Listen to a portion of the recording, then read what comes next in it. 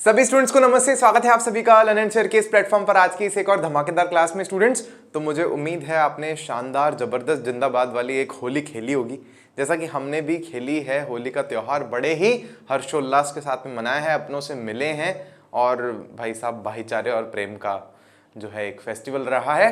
तो उसके बाद हम लोग आगे बढ़ रहे हैं आज की इस कक्षा में, और आज की कक्षा में हमारा लेक्चर नंबर है 5। चैप्टर है कौन सा? क्या हमारे आसपास के पदार्थ शुद्ध हैं। मतलब बहुत ज्यादा लंबा नहीं बचा चैप्टर, अपन रिवाइज करते करते करते करते पढ़े हैं, तो इसीलिए थोड़े से लेक्चर ज्यादा होंगे संख्या में, लेकिन आपको जो शानदार समझ में आएगा ना ये चैप्टर, अरे मस्त हो जाओ एकदम। शानदार एग्जाम में आपके अंक आएंगे। आज का जो मुख्य टॉपिक होने वाला है कोलोइड के प्रकार, कि भाई कोलोइड की कहानी थोड़ी ज्यादा लंबी है। विलेन की इतनी लंबी नहीं है, या निलंबन की भी इतनी कोई खास लंबी नहीं है। कोलोइड की कहानी अलग ही लंबी है, तो वो आज हमें समझनी है कोलोइड की कहानी। ये कोलोइड की जो कहानी है ना, ये 12वीं क्लास तक काम में आती है, 12th क्लास तक काम में आती है। तो आज शुरू करते हैं अपन आज की चर्चा को। तो यहां देखेंगे सब जने, पिछली कक्षा में हम लोगों ने क्या क्या देखा है। तो पिछली कक्षा में हम लोगों ने क्रियाकलाप की चर्चा की थी, एक क्रियाकलाप देखा था, फिर उसका मैंने प्रैक्टिकल करके दिखाया था आपको कि भाई वो टिंडल प्रभाव किसको कहते हैं। वैसे तो कायदे से टिंडल प्रभाव में थोड़ी सी और गहराई है, लेकिन अपने इतना दिया नहीं होता, तो जितना अपने दिया है अपन उतना पढ़ करके खुश हो जाते हैं। फिर उसके बाद में मिश्र धातु का एक टॉपिक बच रहा था छोटा सा, मैंने वो लिखवा दिया था आपको। फिर अपन ने निलंबन क्या होता है उसके सारे गुणधर्म लिख लिए थे, और फिर उसके बाद अपन ने कोलोइड के बारे में पढ़ा था, कोलोइड के सारे गुणधर्म लिख लिए थे।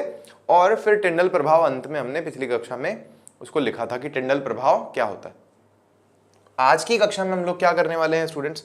तो आज की कक्षा में हम लोग, आप नोटिस करेंगे, कोलोइड के उदाहरण हम लोग पहला टॉपिक पढ़ने वाले हैं, और फिर अब तक जो पढ़ा उस पर आधारित कुछ एक पाठ्य निहित प्रश्न है हमारे पास में। चैप्टर के बीच में जो 2-3 क्वेश्चन दे रखे होते हैं वो, तो अपन उनको भी निपटा लेंगे। मुझे लगता है आज इतना ही हो पाएगा, क्योंकि कोलोइड के उदाहरण को धीरे धीरे एक एक को लिखेंगे हम लोग और समझने की भी पूरी कोशिश करेंगे। तो आ जाइए स्टूडेंट्स, हेडिंग डालेंगे हम लोग यहाँ पर खाली पेज पर, क्या? कोलोइड के सामान्य उदाहरण। कोलोइड के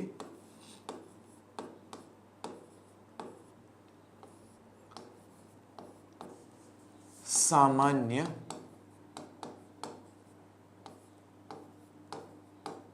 उदाहरण।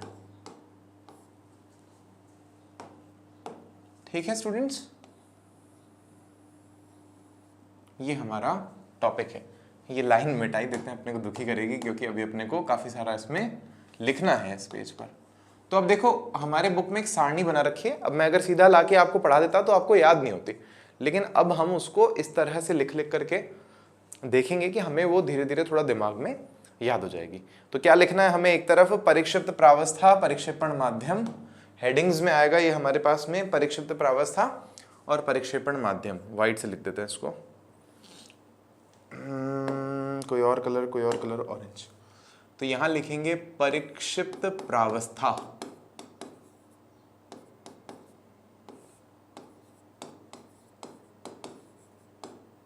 और फिर यहां हम लोग लिखेंगे परिक्षेपण माध्यम।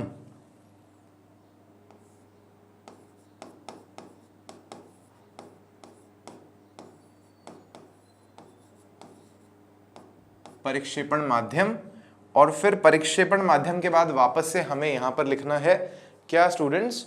तो हमें लिखना है यहां पर प्रकार, और फिर हमें लिखना है उदाहरण। तो यहां आएगा प्रकार और यहां आएंगे हमारे पास में क्या? उदाहरण।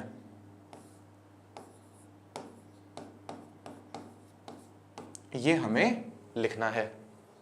अब देखो इसमें क्या क्या चीजें क्या क्या हैं। दरअसल परिक्षिप्त प्रावस्था जो है ना, इसको हम लोग डीपी बोलते हैं, डिस्पर्स्ड फेज। देखो इसका मतलब क्या होता है? डिस्पर्स हुआ मतलब जो फैला हुआ है, जो फैला हुआ है फेज उसमें, मतलब एक तरह से। और ये क्या है? हमारा माध्यम है, डीएम, डिस्पर्जन मीडियम, जिसमें फैला हुआ है।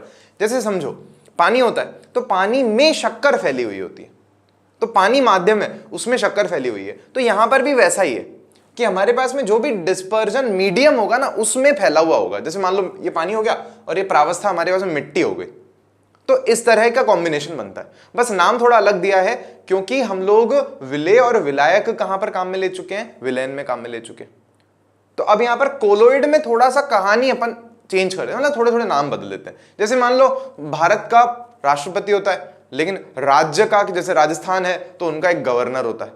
जैसे भारत का प्रधानमंत्री होता है, लेकिन राजस्थान का तो मुख्यमंत्री होता है। मतलब पद सिमिलर से ही, वो राजस्थान के लिए, वो देश के लिए, ऐसा मान लो अपन। तो यहां पर भी बस पदों को थोड़ा अपन ने चेंज कर दिया। अच्छा, उसके अलावा स्टूडेंट्स, उसके अलावा अब कॉम्बिनेशंस देखेंगे अपने पास में क्या क्या संभव हैं।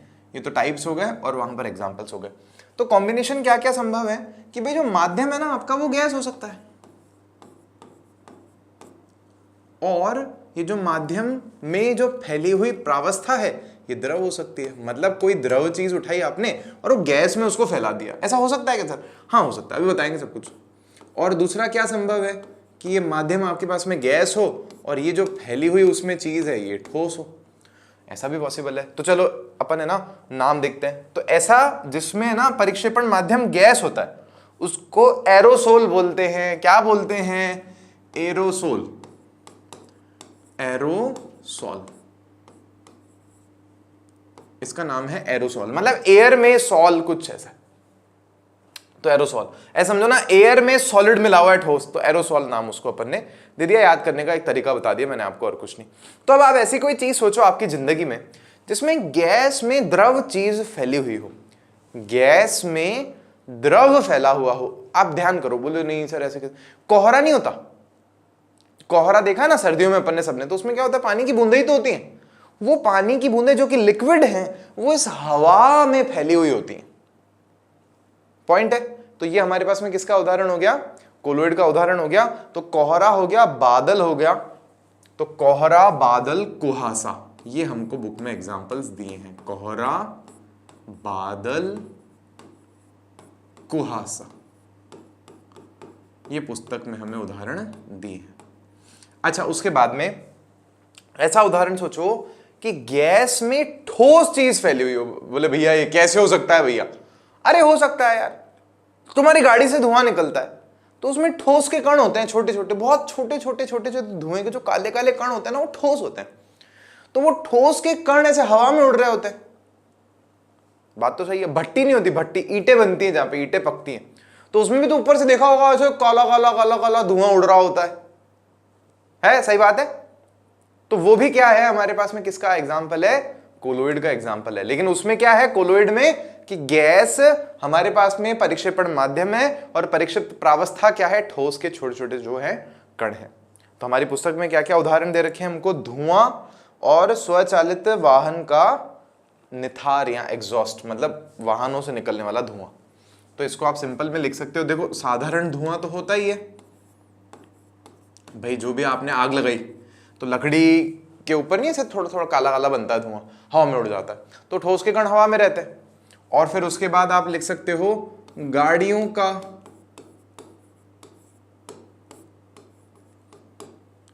एग्जॉस्ट, वैसे बोलना ठीक रहता है, हिंदी में निथार शब्द, निथार थोड़ा अजीब लगता है, तो गाड़ियों का धुआं कह दो अपन, सिंपल भाषा में बोलें तो। भाई गाड़ियों से निकलने वाला जो धुआं है वो भी ऐसा ही होता है।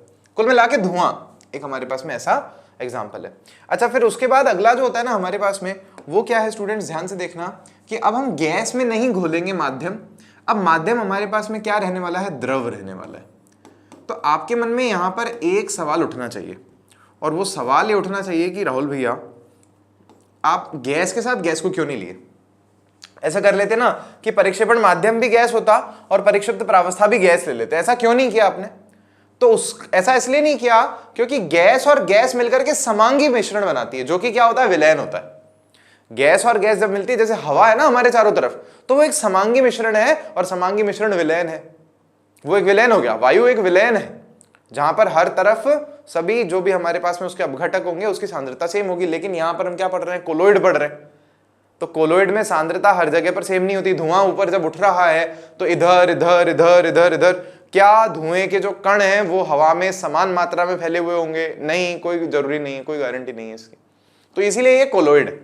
तो गैस और गैस वाला एग्जाम्पल हम लोग कोलोइड में नहीं लेते, ये अपने को ध्यान में रखना है। तो अब मान लो कि इसको द्रव लिया हम लोगों ने, इसको गैस ले लेते हैं अपन, कि अब हम कुछ ऐसा सोच रहे हैं जिसमें हम द्रव में गैस को घोले।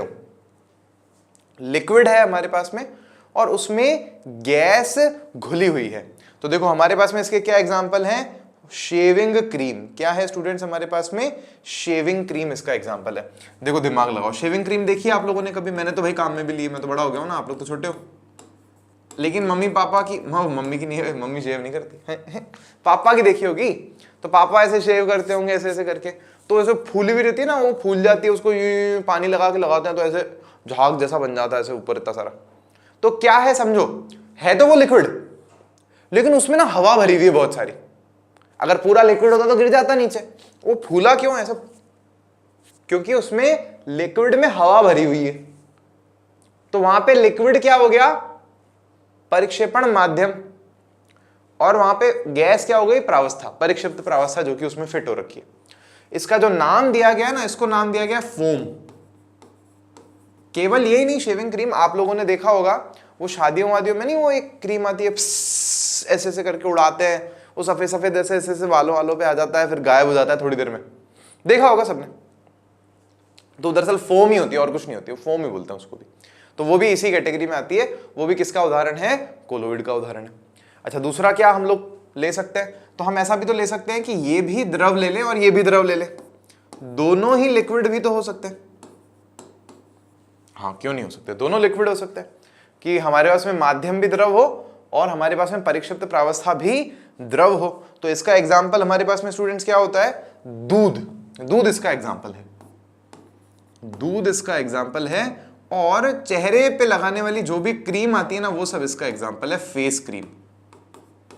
और इसको स्टूडेंट्स हम लोग बोलते हैं इमल्शन। इमल्शन का अलग से टॉपिक ही है 12th क्लास में, इमल्शन। हालांकि एक चैप्टर 12th में हुआ करता था जो पूरा इसी पर बेस्ड था, कोलोइड के बारे में सब कुछ ही था उसमें, लेकिन उस चैप्टर को सिलेबस से हटा दिया। अभी नया जो हुआ ना, उसमें कम किए चैप्टर, तो उस चैप्टर को ही हटा दिया। लेकिन चलो कोई बात नहीं, आप समझो। अब दूध ऐसे तो हमको क्या लगता है विलय नहीं होगा, लेकिन ऐसा नहीं है। दूध में जो भी चीजें फैली हुई हैं, उसके जो घटक फैले हुए हैं, वो पूरे के पूरे परिक्षेपण जो माध्यम हमारे पास मान लो पानी है, उसमें समान सांद्रता में नहीं फैले हुए हैं। ऐसे देखने में नहीं लगता, लेकिन असल में क्या है, दूध एक कोलोइड है। और फेस क्रीम जो होती है वो भी एक कोलोइड है। अच्छा ऐसा बोलते हैं कि जो कोई फेस क्रीम किसी कंपनी की ले रहे हो आप, तो उसको अगर 5-10 साल छोड़ दो, शायद ऐसे ही छोड़ा हुआ, तो उसमें ऐसा हो सकता है कि परिक्षेपण माध्यम और परिक्षिप्त प्रावस्था जो है थोड़े थोड़े अलग हो जाए। बहुत लंबे समय बाद अलग होते हैं। वैसे तो हमने पढ़ा है कोलोइड स्थायी होता है, लेकिन बहुत लंबे समय बाद ऐसा हम देखते हैं कि थोड़ा थोड़ा वो अलग हो जाते हैं। इसीलिए उनकी एक्सपायरी डेट भी होती है कि इस फलानी तारीख तक काम में ले लेना, नहीं तो ये चीज आपकी खराब हो जाएगी। तो मतलब हो सकता है वो चीजें अलग हो जाएंगी उसमें, समझ रहे हो। और ऐसा नहीं है कि आप यूं यूं करके घोलोगे तो वो सही हो जाएगी वापस, नहीं ऐसा नहीं ऐसा। तो इसको हम लोग इमल्शन बोलते हैं। फिर उसके बाद में स्टूडेंट्स क्या है हमारे पास में, इमल्शन के लिए एक और शब्द पायस भी होता है। इमल्शन को ही हम लोग पायस भी बोलते हैं। तो लिख तो लेना चाहिए यार आपको, इमल्शन ब्रैकेट में पायस। फिर ऐसा भी तो हम ले सकते हैं कि जो माध्यम है वो तो द्रव रखें अपन, लेकिन जो हमारे पास में प्रावस्था है उसको हम ठोस कर दें। कैसा लगा आइडिया, कि द्रव में ठोस घोल दें, तो भैया गजब है, गजब उदाहरण है। तो ये हमारे पास में क्या है एग्जाम्पल इसका, मैं आपको बताऊं। ये होता है कीचड़, देखा है सबने, तो कीचड़ स्थायी होता है। कीचड़ वैसा ऐसे गंदा मटीला पानी ऐसे रहता है, ऐसा नहीं होता कि उसमें मिट्टी बैठ जाती नीचे, सारी नहीं बैठती, काफी सारी मिट्टी उसमें फैली हुई रहती है। तो वो दरअसल क्या बन रहा है, कोलोइड बन रहा है, स्थायी है क्योंकि। तो उसमें कीचड़ में कण जो है ऊपर उसमें पूरे में फैले हुए हैं, लेकिन ये गारंटी नहीं है कि पूरे में समान सांद्रता से फैले हुए हैं क्या, तो इसीलिए वो क्या है हमारे पास में, कोलोइड। तो कीचड़ हमारे पास में इसका एक उदाहरण है। और क्या उदाहरण हो सकता है सोचो, कीचड़ हमारे पास में एक उदाहरण है। और देखो हमें पुस्तक में और क्या उदाहरण दिया है, तो यहाँ पर मैग्नीशिया मिल्क लिखा है इन्होंने। तो दरअसल क्या होता है, मिल्क ऑफ मैग्नीशिया, क्या होता है, ऑफ मैग्नीशिया।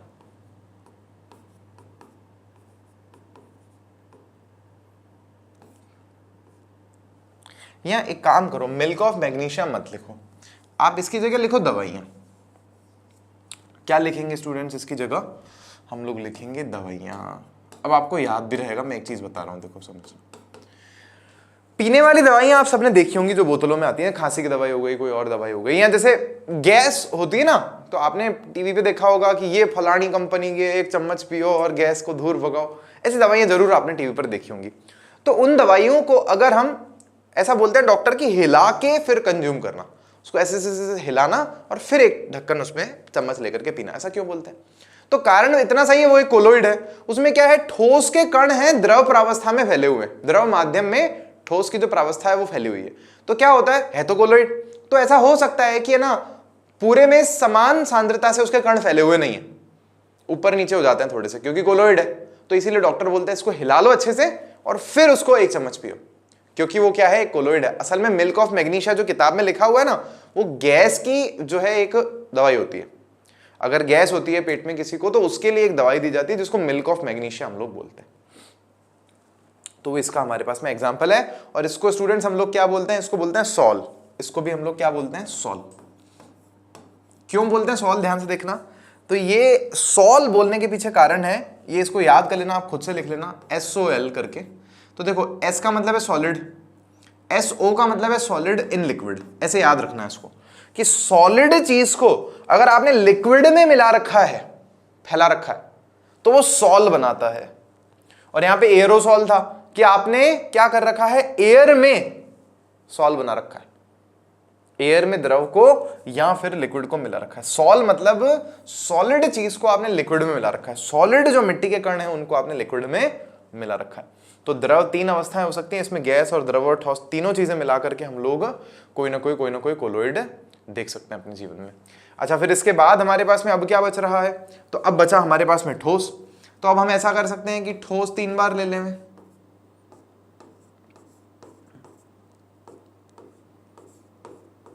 सबसे पहला हम क्या कर सकते हैं, ठोस में, किसी ठोस में कुछ गैस मिला दें। अगर हम किसी ठोस में अगर हम लोग कुछ गैस मिला दें, सेकंड है किसी ठोस में कुछ एक द्रव मिला दें, और तीसरा है किसी ठोस में कुछ एक ठोस ही मिला दें।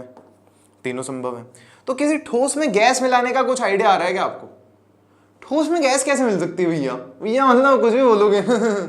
अरे होता है यार, वो देखा है तुमने, स्पंज ठोस होता है लेकिन उसके अंदर गैस भरी हुई रहती है। ऐसे एक पत्थर आता है, उसको प्यूमिस पत्थर बोलते हैं। प्यूमिस, उसका फोटो मैं दिखाऊंगा आपको ऐसे वीडियो में, एडिटिंग में, यहाँ दिख जाएगा आपको, दिख रहा है? तो प्यूमिस पत्थर होते हैं, उनमें भी क्या पत्थर है हमारे पास में, उसमें 6 गैस होती है अंदर। तो ऐसा होता ही है ना, स्पंज हो गया, प्यूमिस पत्थर, ऐसे कुछ हो गया हमारे पास में, जो खुद तो चीज ठोस है लेकिन उसके अंदर हमारे पास में गैस भरी हुई है।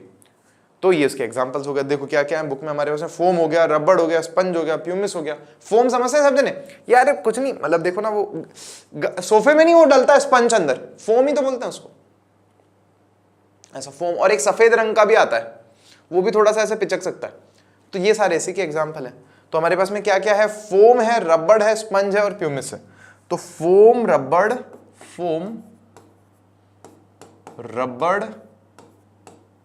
स्पंज और प्यूमिस, ये सभी इसी के ही हमारे पास में एग्जाम्पल्स हैं। Is this clear guys? अच्छा, इसको हम लोग बोलते क्या है, तो इनको हम लोग बोलते हैं फोम ही बोलते हैं। इनको नाम हमने क्या दिया है, फोम ही इसको हमने नाम दिया। फिर इसके बाद में क्या है हमारे पास में, ठोस में द्रव मिलाओ। चलो कोई ठोस उठाओ, उसमें बोले भैया फिर आप मस्ती में लगे पड़े, मतलब ऐसे होता है क्या कोई? ठोस में द्रव कैसे, मतलब समझो, चलो समझो। जेली देखी है सब इन्होंने? जेली जरूर देखी होगी, आजकल वो बच्चों के खेलने की भी आती है जेली। जेली में क्या होता है कि वो दिखने में तो ठोस दिखती है, लेकिन अंगुली डालो तो लिक्विड लिक्विड होती है, ऐसे है ना, पूरी फैल जाती है अंगुली पे, लिक्विड जैसा फीलिंग आती है उसमें। या चलो पनीर होता है, तो पनीर लगता कैसा ठोस है, लेकिन अंगुली डालो तो उसमें लिक्विड खूब सारा फंसा हुआ होता है अंदर, ऐसे अंगुली गीली हो जाएगी आपकी। या जैसे मक्खन हो गया, तो मक्खन दिखने में ठोस दिखता है लेकिन अंगुली डालो तो अंदर से लिक्विड जैसा है। तो हमारे पास में ये चीजें कैसी हो गई कि है तो ठोस लेकिन उसमें लिक्विड फंसा हुआ है अंदर।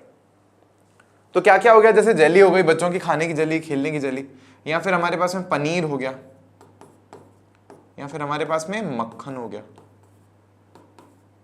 और इसको हम लोग बोलते भी जेल ही हैं। क्या है, जेल बोलते हैं, जेली बोलते हैं। देखो बुक में इसको क्या लिखा है, तो इसको जेल ही लिखा है हम लोगों ने। जेली, पनीर, मक्खन, ये इसके एग्जांपल्स हो गए। अच्छा लास्ट, ठोस और ठोस अगर हम मिला दें तो कैसे मिलाएंगे ठोस और ठोस भैया? अरे यार मिलाएंगे ये लोग, इनका है वो दिमाग का दही करना। मतलब क्या करेंगे, 2 ठोस लेंगे, पिघला देंगे, मिला देंगे, वापस जम जाएगा। तो ठोस में ठोस मिल गया। जैसे इसका सबसे जो फेमस एग्जांपल है ना, वो क्या होता है, रत्न नहीं होते वो, मतलब अंगूठियों में नहीं ऐसे नग लगाते हैं, ऐसे मोंगा, ये वो अलग अलग जो आते हैं, पन्ना, मोंगा, सुने होंगे आपने। तो वो इसका एक बहुत सॉलिड एग्जांपल है कि उसमें हो सकता है अलग अलग चीजें हैं, पिघलाया गया, उनको मिलाया गया और वो नई चीज बन गई उससे। या इसके अलावा क्या एग्जांपल होता है, आपने ना कुछ कुछ कांच देखे होंगे फिल्मों में, जैसे हैरी पॉटर वगैरह में, ऐसे उनके नहाने का जो होता है कमरा बहुत बड़ा ऐसे, उसमें कांच लगे होते हैं, उसमें रंग बिरंगे डिजाइन होते हैं कांच में। तो असल में क्या है, कांच मिट्टी से ही बनता है, सिलिका से। तो उसको पिघलाते हैं ऐसे, फिर कलर्स को मिला मिलू करके उसमें ऐसे, और फिर उसको जमाते हैं जब, तो अंदर रंग बिरंगी डिजाइन आ जाती है। तो रंग बिरंगे जो कांच होते हैं वो भी इसी तरह का ही एग्जाम्पल हमारे पास में होते हैं। तो देखो क्या लिखेंगे हम लोग यहाँ पर, तो ये हमारे पास में है रंगीन रत्न पत्थर दूधिया कांच। रंगीन रत्न पत्थर दूधिया कांच हमको एग्जाम्पल दिए हैं। रंगीन रत्न पत्थर, समझ गए, रत्न मतलब समझ गए ना, और दूधिया कांच लिखा है इन्होंने, मतलब किसी तरह का कांच है, बस ये ध्यान में रख लो कि 2 ठोसों से ही बना है ये। और इसको हम लोग क्या बोलते हैं, ठोस सॉल बोलते हैं इसको। इसको क्या नाम दिया है, ठोस सॉल, इसको नाम दिया गया है ठोस सॉल। तो ये हमारे पास में 8 वर्गीकरण है, कितने, 1 2 3 4 5 6 7 8।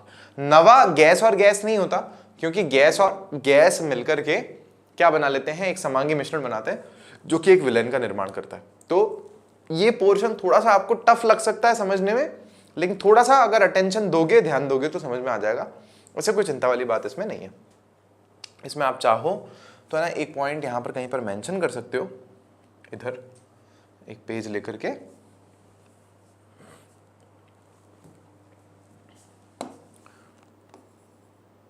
यदि डीपी व डीएम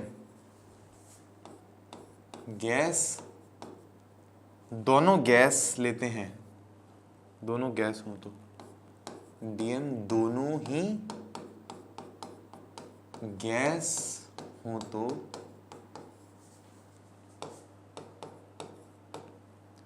बनने वाला मिश्रण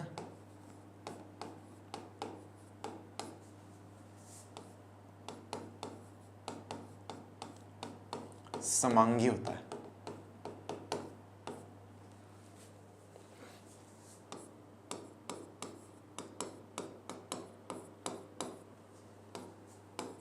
अर्थात यह विलयन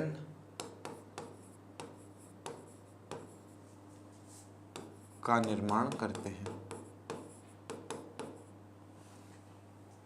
अर्थात यह विलयन का निर्माण करते हैं, अर्थात ये विलयन का निर्माण करते हैं।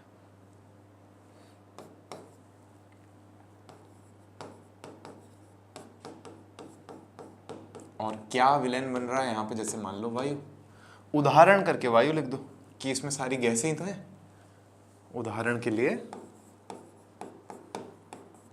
वायु, समझ गए सारे के सारे, ये समांगी मिश्रण बन जाता है। ये भी अपन ने लिख दिया। चलो अब क्वेश्चन पे आ जाते हैं। तो क्वेश्चन हमारे पास में पहला क्या है स्टूडेंट्स, उदाहरण के साथ समांगी एवं विषमांगी मिश्रणों में विभेद कीजिए। तो ये प्रश्न संख्या 20 पे चैप्टर के बीच में जो 2-3 क्वेश्चन दे रखे होते हैं वही क्वेश्चन है हमारे पास में। तो यहाँ नोटिस करेंगे सब जने, समांगी और विषमांगी मिश्रणों में अंतर करना है, ऐसे क्वेश्चन एग्जाम में जरूर आते हैं।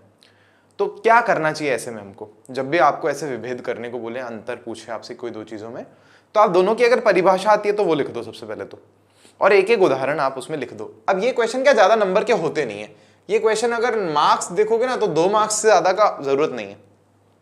जैसे 1 नंबर की इसमें समांगी मिश्रण की परिभाषा और उदाहरण हो गया, और 1 नंबर का इसमें विषमांगी मिश्रण की परिभाषा और उसका उदाहरण हो गया। तो जैसे हम लिख देंगे समांगी मिश्रण, तो समांगी मिश्रण के लिए हम लोग बोलेंगे कि वह मिश्रण जिसमें घटकों की जो अवयवी घटकों की सांद्रता पूरे मिश्रण में एक समान होती है, तो वो समांगी मिश्रण कहलाता है। उदाहरण क्या है, नींबू पानी, चीनी और पानी का घोल इसका उदाहरण है, क्योंकि पानी का घोल पूरा एक समान मीठा होता है। फिर विषमांगी मिश्रण लिखेंगे, हम बोलेंगे कि वह मिश्रण जिसमें अवयवी घटकों की सांद्रता सर्वत्र एक समान नहीं होती है। डन। तो ये हमारे पास में विषमांगी मिश्रण का हो गया, और एग्जाम्पल लिख लेंगे कि मिट्टी और पानी का जो हमारे पास में घोल होता है वो एक विषमांगी मिश्रण का उदाहरण है। तो ये देखो इस तरह से लिख देंगे कि समांगी मिश्रण जिस मिश्रण में अवयवों की सांद्रता सर्वत्र समान होती है। जैसे चीनी और जल का मिश्रण सर्वत्र समान रूप से मीठा होता है, विषमांगी मिश्रण है जिस मिश्रण में अवयवों की सांद्रता सर्वत्र समान नहीं होती है, जैसे मिट्टी युक्त पानी आदि इसके हमारे पास में एग्जाम्पल्स हैं।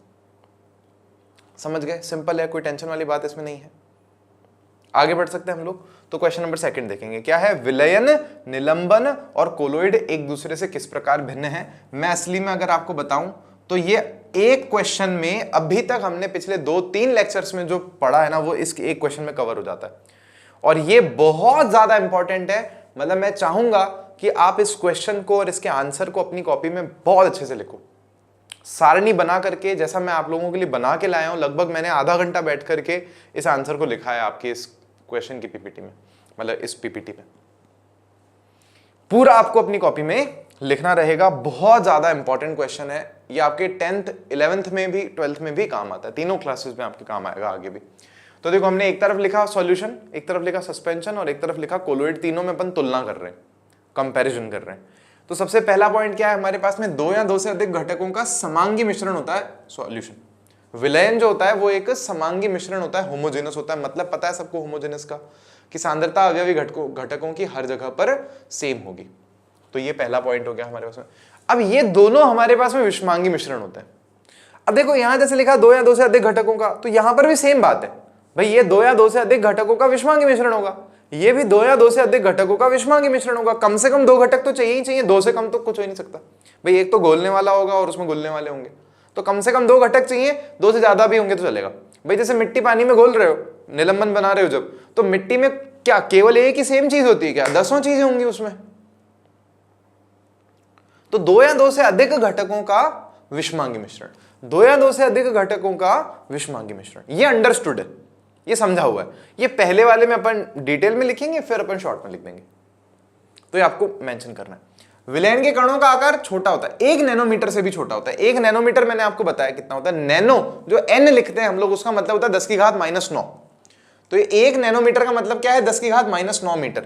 और इसका मैंने मतलब भी बताया आपको, इसका मतलब है 1/10⁹। इसका मतलब होता है 0.008 बार 0 लगा दो 1 मीटर, 0.8 बार 0 फिर 1 फिर मीटर। ये इतना छोटा हो गया। तो इससे भी छोटे होते हैं विलयन के कण, इसीलिए हमको आंखों से नहीं दिखते। तो अगला पॉइंट है हमारे पास में, कण आंखों से नहीं दिखते, क्योंकि इतने छोटे हैं, कैसे दिखेंगे आंखों से? पॉइंट भैया, पॉइंट। अच्छा चलो नेक्स्ट देखो यहां पर हमारे पास में क्या है। तो ये आंखों से हमारे पास में दिखाई देता है निलंबन के कण, मिट्टी तो साफ साफ दिखती है आंखों से। तो इसके कणों का साइज कितना है हमारे पास में? तो इसके कणों का साइज आप देखोगे ना स्टूडेंट्स, तो 1000 नैनोमीटर से बड़ा होता है। एक बार के लिए मैं आपको मस्त तरीके से याद करा देता हूं, ये 10⁻⁻⁹ मीटर से छोटे होते हैं, राइट? ये 10⁻⁻⁹ मीटर से छोटे होते हैं। यहां बोलोगे 1 नैनोमीटर से भी छोटे होते हैं। लेकिन इसके बाद आता है कोलोइड, मतलब कोलोइड बीच में है। विलयन के कण सबसे छोटे हैं, फिर कोलोइड के कण हैं, और सबसे बड़े निलंबन के हैं। तो बीच में कोलोइड के हैं। तो अब ध्यान देना, 1 नैनोमीटर से जस्ट बड़े जो कण है ना वो कोलोइड के होते हैं। तो देखो इनका आकार 1 से 1000 नैनोमीटर तक होता है। तो मतलब 1 नैनोमीटर से 1000 नैनोमीटर जो है, आई बात समझ में भाई? 1 नैनोमीटर से छोटे कौन है? विलयन। 1 नैनोमीटर से 1000 नैनोमीटर तक के कण किसके हैं? कोलोइड के। और इसको लिख, अगर आप इसको मीटर में बदलोगे तो 10⁻⁹ मीटर से 10⁻⁶ मीटर तक के कण इसके होते हैं भाई। 1 नैनोमीटर मतलब 10⁻⁹ मीटर से लेकर के 1000 नैनोमीटर। तो नैनो की जगह 10⁹ रखोगे तो 1000 × 10⁹ करोगे तो 10⁻⁻⁶ आएगा। तो अगर मीटर में लिखना है तो ऐसे लिखोगे कि इतने आकार के कण होते हैं किसके? कोलोइड के। अब सुनना, सस्पेंशन के, निलंबन के इससे भी बड़े होंगे। तो हम बोलते हैं कि 1000 नैनोमीटर से बड़े जो कण हैं वो निलंबन के होते हैं। हमने कहा 1000 नैनोमीटर से जो बड़े कण होते हैं वो निलंबन के हो गए। भारत माता की जय। फिर से सुन लो, सबसे छोटे कण किसके हैं? विलयन के। 1 नैनोमीटर से भी छोटे। फिर बीच में आया कोलोइड। तो कोलोइड के आप देखोगे कणों का जो आकार है वो 1 नैनोमीटर से लेकर के 1000 नैनोमीटर तक होता है। फिर आया निलंबन। निलंबन के सबसे बड़े होते हैं। तो 1000 नैनोमीटर से भी जो बड़ा साइज है वो निलंबन के कणों का होता है। बस ये है। अब नैनोमीटर को मीटर में बदलने के लिए क्या करना है आपको? जो नैनोमीटर का n है ना, उसकी जगह पे 10 की घात 9 लिख दो, -9, 10 की घात -9 गुणा कर लो, मीटर में आ गई चीज आपके पास। समझ रहे हो मेरी बात? जैसे यहां पर 1 नैनोमीटर है ना, तो नैनो का मतलब होता है 10 की घात -9, तो जहां भी नैनो दिखे उठा के 10 की घात -9 लिख दो, तो ये क्या हो गया 1 × 10 की घात -9, तो 1 × 10 की घात -9 किया तो 10 की घात -9 ही तो आएगा ना। जैसे मैं आपको एक उदाहरण बता देता हूं, है ना, ऐसे नहीं बोले भैया भैया हमारे को तो बताए नहीं भैया। अच्छा, इसमें मैंने एक पॉइंट लिखा ज्यादा है, ठीक है, लेकिन वो 3 हो गया, 3 ऐसे, कोई बात नहीं, चलो यहाँ देख लो एक बार, मैं एग्जाम्पल के लिए समझा रहा हूँ आपको। यहाँ फिर एक काम करते हैं ना, ऐसे समझ लेते हैं रफ पेपर पे। तो जैसे मान लो 10 नैनोमीटर है, तो इसको मीटर में कैसे बदलेंगे, तो 10 तो ऐसे का ऐसे आएगा, n की जगह पे क्या आएगा × 10 की घात -9, और ये मीटर। तो अब आप ऐसे समझ सकते हो भैया 10 की घात 1 है और 10 की घात -9 है, तो आधार समान होने पर घातें जुड़ जाती हैं, तो 1 + -9, तो ये आ गया हमारे पास में, क्या बचेगा 10 की घात -8 मीटर। समझ में आई सबको? ऐसे करना है बस। ये जो n है ना, ये n, इसकी जगह पर आपको 10 की घात -9 लिखना रहता है, बस गुणा कर दो बाकी तो सबसे, तो वो चीज मीटर में हो जाती है। नैनो का मतलब ही 10 की घात -9 होता है, ये नैनो के लिए होता है, नैनो मतलब n मतलब 10 की घात -9, सिंबल है बस, और कुछ नहीं है। जैसे आप हमेशा देखोगे k जो होता है ना, उसका मतलब 1000 होता है, पढ़ते क्या है इसको हम लोग, किलो पढ़ते हैं, किलो का मतलब 1000 होता है और कुछ नहीं होता। किलोग्राम तो 1000 gram, kilo litre 1000 litre, kilo Rahul 1000 Rahul, और कोई मतलब इसका नहीं होता।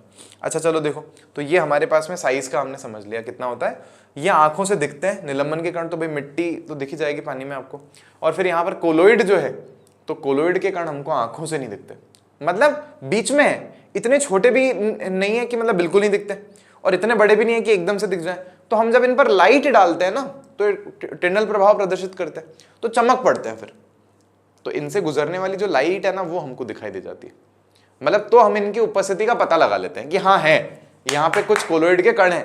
भाई आपने विलैन में डाले, तो वो तो विलैन के कण तो बिल्कुल भी क्या नहीं दिखाते, विलैन के कण तो बिल्कुल भी प्रकीर्णन करते नहीं है प्रकाश की किरणों का, टिंडल प्रभाव बिल्कुल नहीं दिखाते, लेकिन कोलोइड के कण दिखा देते हैं। तो हमें लगेगा तो सही कि यहाँ कुछ नहीं, जैसे मान लो इस रूम में धूल के कण उड़ रहे हैं, अब ऐसे नहीं लग रहा कि कुछ दिख रहा है, लेकिन अगर ऐसे मान लो एक ऐसे प्रकाश की किरण ऐसे आई और उसमें मेरे को ऐसे दिख रहा है कि बाहर से आ रही है, छेद में से अंधेरा कर लिया मैंने, और उसमें मेरे को उड़ते हुए कण दिख रहे हैं, साइड में से देख रहा हूं, तो प्रकाश की किरण से आप पता कर सकते हो कि कोलोइड के कण हैं कि नहीं है, बस इतनी सी बात है और कुछ नहीं। ठीक है, अगला पॉइंट देखेंगे क्या है हमारे पास में।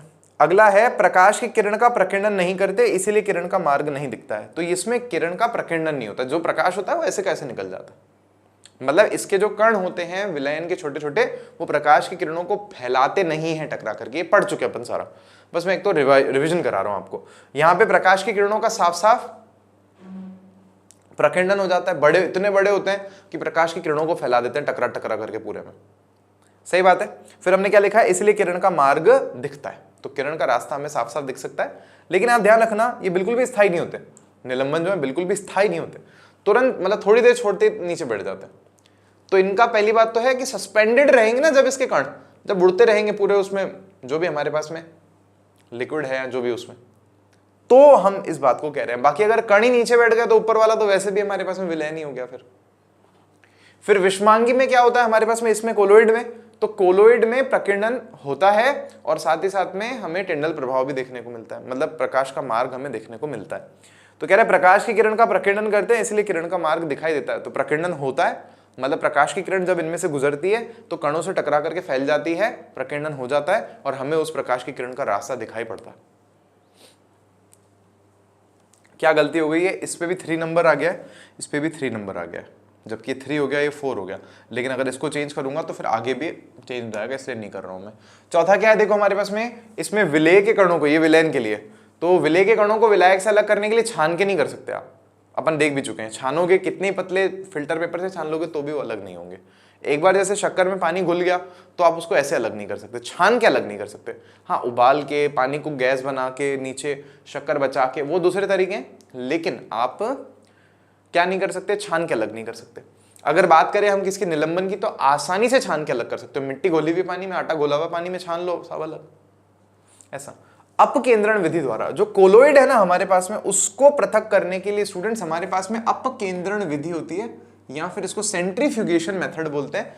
जैसे मैं आपको एक एग्जांपल देता हूं, हमारी खून की जब जांच होती है तो हमारे खून को सेंट्रीफ्यूज मशीन में, जो हमारे पास में कुछ ऐसे छोटी छोटी मशीन होंगी, आप कभी हॉस्पिटल में जाके देखना, तो उसमें वो लोग खून की जो हमसे वो नलकी देते हैं ना, निकाल के उसमें खून डालते हैं थोड़ा, फिर उसको उसमें लगाते हैं मशीन में, और फिर ना वो मशीन उसको तेज घुमाती है, बहुत ज़्यादा बहुत ज़्यादा तेज, बहुत ज़्यादा तेज, बहुत ज़्यादा तेज, बहुत ज़्यादा तेज।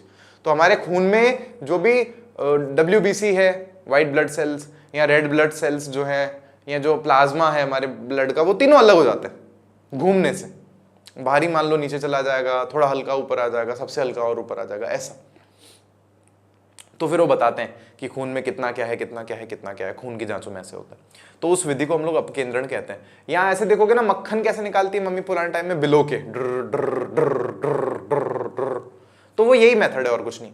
आपने देखा होगा क्या होता है, मक्खन मक्खन सारा इकट्ठा हो जाता है, छाछ छाछ अलग हो जाती है सारी की सारी। तो वो यही हमारे पास में विधि होती है अपकेंद्रण वाली। फिर क्या है हमारे पास में, विलयन स्थायी होते हैं, कोई टेंशन नहीं है, शक्कर घोल दिया आपने पानी में, या ग्लूकोज घोल दिया, सुक्रोज घोल दिया, नमक घोल दिया, वो पड़ा ही रहेगा ऐसे कैसे। ऐसे नहीं होगा कि नमक जाके नीचे निकल गया सारा, थोड़ी देर बाद पता चला तो पानी पूरा अलग ऊपर बैठा है, नमक नीचे बैठा है, ऐसा नहीं होता। निलंबन में कुछ स्थायी नहीं होता, छोड़ दो 2 मिनट तो सब सेटल, सारे जो पदार्थ है सब नीचे और विलायक ऊपर घूम रहा है। तो निलंबन में कुछ भी स्थायी नहीं होता, अस्थायी होता है, और कुछ समय छोड़ देने पर नीचे बैठ जाते हैं, इसके जो कण होते हैं वो नीचे बैठ जाते हैं। और ये हमारे पास में कोलोइड स्थायी होते जबकि विषमांगी हैं, लेकिन इनके कण क्या इतने साइज के होते हैं, बीच में होते हैं, ना ज्यादा बड़े होते हैं ना ज्यादा छोटे होते हैं, तो बीच में तैरते रहते हैं, पड़े रहते हैं, तो स्थायी तो होते हैं। दूध है स्थायी होता है, ऐसा नहीं कि पड़े पड़े नीचे अलग हो जाता है, ऊपर पानी अलग होता है, ऐसा नहीं होता। दूध में पानी मिला दो दूध में भले, लेकिन ऐसा नहीं होता कि पानी ऊपर रह जाएगा दूध नीचे, नहीं, ऐसा नहीं होता, कोलोइड है वो। अच्छा, ये किससे किससे मिलकर के बने, विलय और विलायक से मिलकर के विलयन बनता है। निलंबन के लिए ऐसा कुछ हमको पढ़ाया नहीं गया कि निलंबन में 2 जो अंग होंगे वो कौन से होंगे, ऐसा कुछ हमको बोला नहीं। लेकिन हाँ, यहां जरूर बोला है हमको कि जो कोलोइड होता है वो परिक्षेपण माध्यम बोले तो DM और परिक्षिप्त प्रावस्था से मिलकर के बने होते हैं, ये हमको पढ़ाया गया है। जैसे वहां पे विलय विलायक है, वैसे कोलोइड में ये 2 चीजें। फिर लास्ट पॉइंट आप देखोगे तो वातित पेय, नींबू पानी आदि इसके एग्जांपल्स हैं हमारे पास में। इसके एग्जांपल हमारे पास में खून हो गया, दूध हो गया, जेली हो गई, कोहरा हो गया, अभी पढ़े ना इतने सारे, वो सारे कोलोइड के थे। पूरी जो सारणी बनाई वो सारे ही एग्जाम्पल कोलोइड के हैं हमारे पास में।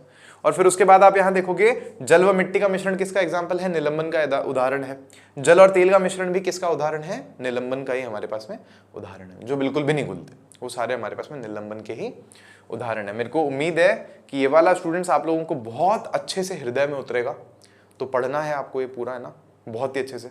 और ये बहुत इंपॉर्टेंट है, मतलब आप मान करके चलो, इसको 2-3 बार रिवाइज कर लेना, 2-3 बार लिख लेना, एग्जाम में जाओ तो जरूर पढ़ के चले जाना। क्या है हमारे पास में, कोलोइड के प्रकार है। और कोलोइड के प्रकार हमने पीछे पढ़े थे ना आज की क्लास में, तो देखो ये प्रकार ये वाले, हेडिंग थी ना सामान्य उदाहरण है, सामान्य उदाहरण तो वो रे, प्रकार पूछे तो ये प्रकार है। और किसके आधार पर है, तो परिक्षेपण माध्यम और परिक्षिप्त प्रावस्था की जो हमारे पास में भौतिक अवस्था है उसके आधार पर। भौतिक अवस्था मतलब लिक्विड है कि गैस है कि द्रव है। तो इसमें परिक्षिप्त माध्यम कैसा है, गैस है कि द्रव है कि सॉलिड है। और यहाँ पर परिक्षिप्त प्रावस्था में भी गैस है, द्रव है, ठोस है, गैस है, द्रव है, ठोस है, गैस है, द्रव है, ठोस है, ऐसा। अब नेक्स्ट हमारे पास में क्या है स्टूडेंट्स, एक प्रश्न और है, ये रहा प्रश्न आपके स्क्रीन पर। तो प्रश्न आपसे पूछ रहा है, एक संतृप्त विलयन बनाने के लिए 36 ग्राम सोडियम क्लोराइड को 100 ग्राम जल में 293 केल्विन पर घोला जाता है, इस तापमान पर इसकी सांद्रता को प्राप्त करें। तो इसका देखो बड़ा ही सरल हमारे पास में सूत्र हमने पढ़ा है। तो हम लिखेंगे यहाँ पर विलयन की सांद्रता, विलयन का सांद्रता प्रतिशत, ऐसे लिखो आप, सांद्रता प्रतिशत। सूत्र ध्यान है आपको। तो देखो कैसे निकालेंगे, यहां पर आपको विलेय का भी द्रव्यमान दिया है और 100 ग्राम जल में मतलब विलायक का भी द्रव्यमान दिया है। तो सूत्र क्या होता है हमारे पास में, विलेय का द्रव्यमान, मैं बार बार क्यों लिख रहा हूं सूत्र, ताकि आपको याद हो, पहले भी पढ़ चुके हैं अपन। तो विलेय का द्रव्यमान बटा विलयन का द्रव्यमान,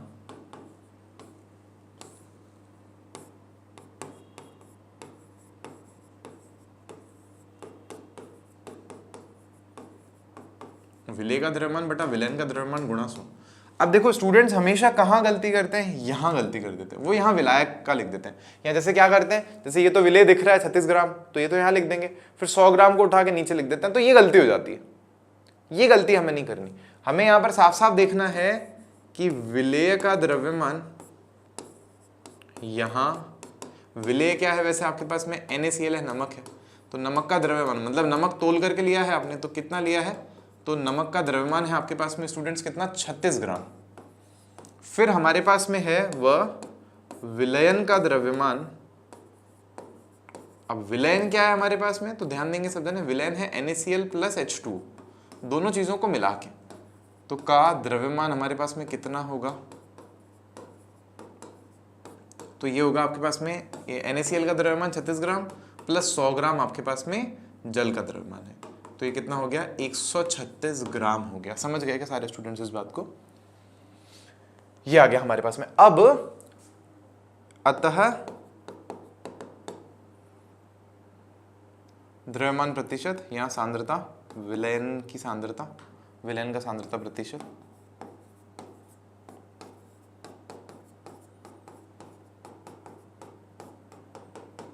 ऊपर तो आएगा आपके पास में क्या, 36 ग्राम, नीचे आएगा 100 ग्राम, सॉरी 136 ग्राम, 100 और 36, तो कितना आएगा नीचे, 136 ग्राम, 136 ग्राम्स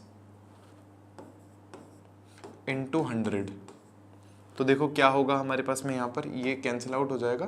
तो अब हमें क्या करना चाहिए, 36 बटा 136 कर लो, 100 से गुणा कर दो, ऐसा कर लो, 36 में भाग देना है 136 का, तो दे दो, चलो 36 में भाग देना है आपको 136 का, तो डरा मत करो, पॉइंट लगाओ, जीरो लगाओ, तो क्या होगा 360, तो 136 का भाग 360 में, तो देखो 3 बार करोगे तो ज़्यादा चला जाएगा, 36 भी तो 3 बार इंटू हो जाएगा ना, तो 36 का 3 बार करोगे तो 90 से ज़्यादा जा रहे हो, तो 390 से ज़्यादा हो जाएगा, मतलब 400 से ज़्यादा हो जाएगा, तो अपन 2 बार भाग देंगे, 2 छिंग कितना होगा, 2 छिंग 12, सॉरी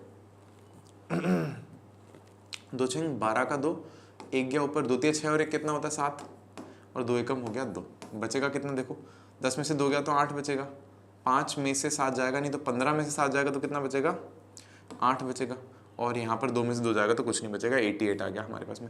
अब 136 का भाग इसमें नहीं जाएगा, तो अब कितनी बार जाएगा भाग हमारे पास में 136 का इसमें, तो एक 0 लगा दिया हमने यहाँ पर, तो अब एक 0 यहाँ भी, सॉरी हमारे पास में वहाँ 0 लगाने की जरूरत नहीं है, यहीं 0 आएगा बस हमारे पास में, 880, तो 136 का भाग 800 में कितनी बार जाएगा, 8 बार, तो ज़्यादा हो जाएगा, तो हम 7 बार दे के देखते हैं, तो 7 5 35, 7 6 42 का 2, 4 गया यहाँ पर, तो 7 तिया 21 हो जाएगा, 21 और 4 कितना हो जाएगा हमारे पास में, 21 और 4 25 हो जाएगा, 25 का 5, 2 के ऊपर 7 एकम 7 और 2 9 हो जाएगा, तो ज़्यादा हो रहा है, तो 952 हो गया ना, ये तो फिर ज़्यादा हो रहा है, तो 7 बार भाग नहीं जाएगा, भाग कितनी बार जाएगा स्टूडेंट्स, 6 बार भाग जाएगा, तो 6 से करके देते हैं, 6 छंग 36 का 6 हो गया हमारे पास में, 3 गया इधर, 6 18 और 3 कितना हो जाएगा, 21 का 1, 2 के ऊपर 6 कम 6 और 2 कितना होता है हमारे पास में, 8 होता है, 816, तो 880 में से 816 गए तो कितना बचेगा, 10 में से 6 गए तो 4 बचेगा, और यहाँ पर हमारे पास में देखो 7 में से 1 गया तो 6 बचेगा, 8 में से 8 जाएगा तो कुछ भी नहीं हमारे पास में बचने वाला, सही बात है,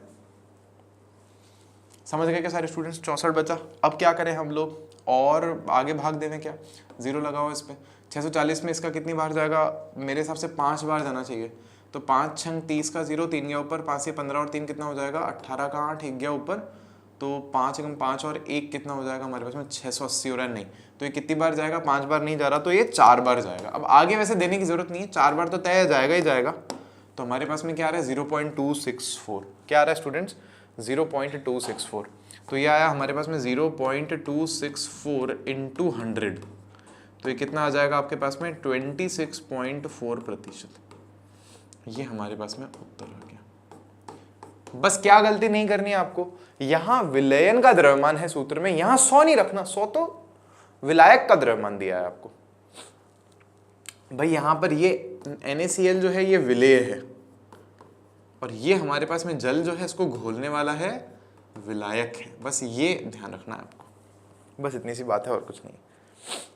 ठीक है स्टूडेंट्स, तो आज मैं जानबूझ करके कक्षा को थोड़ा छोटा ही रख रहा हूँ, कारण बस उसके पीछे यही है कि आज जो मैंने आपको टॉपिक पढ़ाया है वो थोड़ा भारी टॉपिक है, मैं चाहता हूँ एक बार और आप उसको रिवाइज कर लो, अगर आपको लगे तो एक बार वापस लेक्चर देख लेना, और फिर अपन मिलेंगे आपसे नेक्स्ट क्लास में, और 1-2 लेक्चर्स में इसको चैप्टर को भी अपन खत्म कर देंगे। तो students bye bye, take care, thank you so much, मिलते हैं आपसे अपन नेक्स्ट क्लास में।